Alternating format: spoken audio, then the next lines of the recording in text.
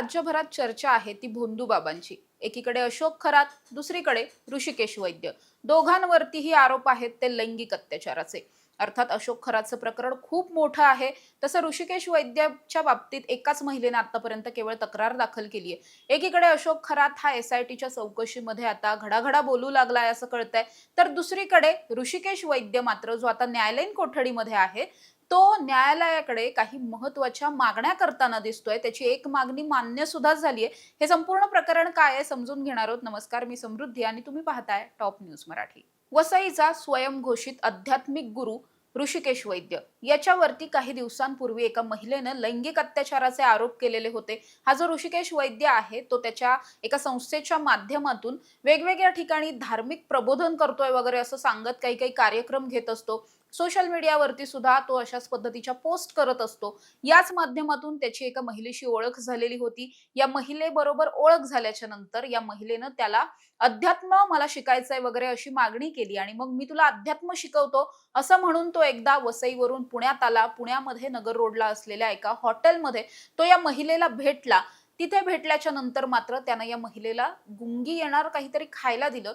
त्यानंतर तिच्यावरती लैंगिक अत्याचार केले, त्याचे फोटोज व्हिडिओज काढले आणि हे फोटो व्हिडिओ व्हायरल करण्याची धमकी देत तो राहिला।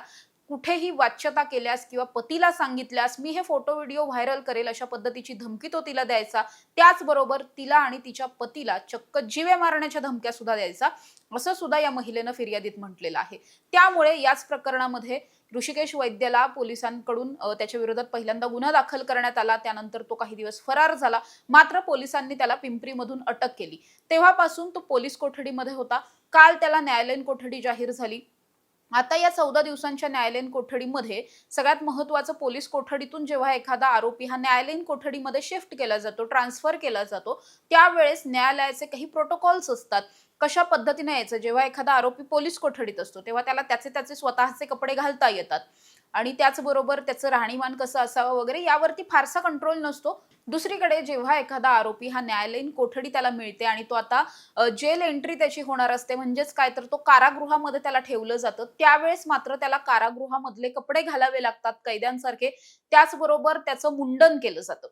मुळात आता या प्रकरणात असं झालंय की हा जो ऋषिकेश वैद्य आहे, जो स्वतःला आध्यात्मिक गुरु वगैरे म्हणवतो, त्याने शेंडी ठेवलेली आहे आणि त्याने त्याच्या वकिलांच्या माध्यमातून कोर्टामध्ये अशी मागणी केली की माझी जी शेंडी आहे ती कापू नका, कारण या सगळ्या धार्मिक भावना आहेत, परंपरा आहेत, त्यामुळे या सगळ्याच्या विरोधात जायला नाही पाहिजे आणि तुम्ही माझी शेंडी कापू नका। बाकीचं काही केस वगैरे कापायचे, मुंडन करायचे ते करा, पण शेंडी मात्र कापायची नाही, अशा पद्धतीची मागणी त्यानं केली। ही मागणी कोर्टानं मान्य सुद्धा केली आणि कोर्टानं कारागृह प्रशासनाला तशा पद्धतीच्या सूचना सुद्धा दिल्या की बाकीचे याचे केस कापले डोक्यावरचे तरी सुद्धा चालतील, मात्र शेंडी काही याची कापू नका असं सांगितलंय। त्यामुळेच आता या प्रकरणाची पुणे शहरामध्ये प्रचंड चर्चा रंगताना पाहायला मिळते। दुसरीकडे याच ऋषिकेश वैद्यने कोठडीमध्ये असताना सुद्धा आपल्याला पूजेचं साहित्य वगैरे पाहिजे अशा पद्धतीची मागणी केली होती। तो तिथे सुद्धा बसल्यानंतर काहीतरी मंत्रांचे जप वगैरे करत राहायचा।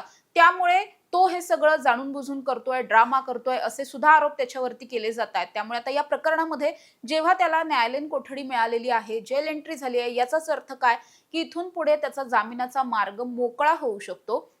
त्यामुळे त्याच्या वकिलांच्या माध्यमातून जशा या वेगवेगळ्या पद्धतीच्या मागण्या केल्या जात आहेत, त्याच पद्धतीनं जामिनासाठी अर्ज सुद्धा केला जाणार का हे पाहणं महत्त्वाचं असणार आहे। विशेष म्हणजे हे प्रकरण सुद्धा खूप जास्त सिव्हिअर आहे। त्यानं सुद्धा आपण महादेवाचा अवतार आहोत आणि तू पार्वती आहेस वगैरे असं म्हणून महिलेला फसवलेलं होतं, तिच्यावर लैंगिक अत्याचार केलेले होते।